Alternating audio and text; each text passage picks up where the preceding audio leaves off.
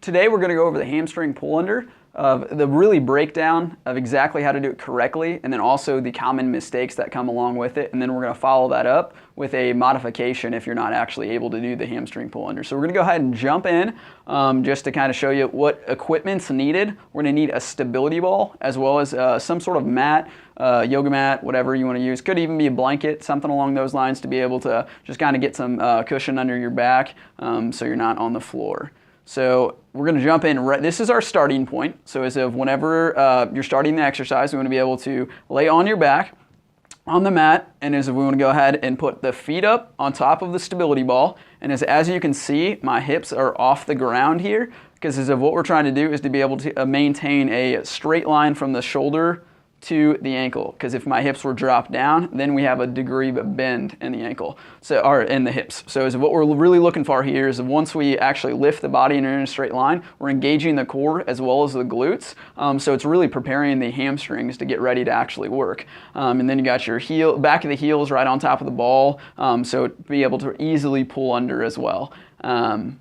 So the next so this is the finishing position, and as you can see, all we did, we maintained the straight line from the shoulder to the knee, and then all we did was pull those feet underneath you to be able to actually activate those hamstrings. And this is how you actually get the hamstrings active, is of actually pulling the ball, getting a flexion angle in the knee here will actually get the hamstrings to work. So and as if this is a really, really good hamstring pull under.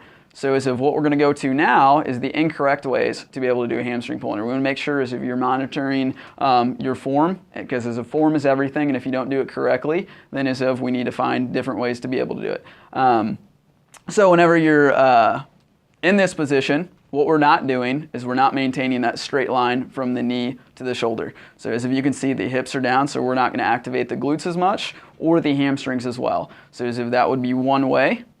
The next one we're looking at here is if we do have a good angle of straight line from the shoulder to the knee, but this time our heels are off the ground, or off the ball, and as if you're up onto the toes. So this is going to incorporate more calf than hamstring, and it's not going to give you as good of an actually workout as if you're really trying to target those hamstrings. And this one is you can see is we even have a little bit of a slight angle here as well. We don't have that straight line because as if we're not pulling in as much as we would like to, and as if those feet are on top of the ball as well. This part, feet placement, is a big part of the hamstring pull under. Is if all we're really looking for is those toes to be straight forward. So we're going to kind of hit up all the different angles. This is going to work a little bit more of the inner thighs than it is going to be the actual central part of the hamstring. This is going to kind of give you a little bit of a different placement of the feet. So you can see there's not a straight line as where this is. This one's up a little bit further, which is going to cause one side to work a little bit more than the other. So we want to make sure we're working both sides, the proper amount, so as we can make sure as we're not creating an imbalance there. And then this one, you can see that toe is turned in. So once again, it's not hitting the central part of the hamstring and evenly distributing it. You're targeting a specific part of the hamstring.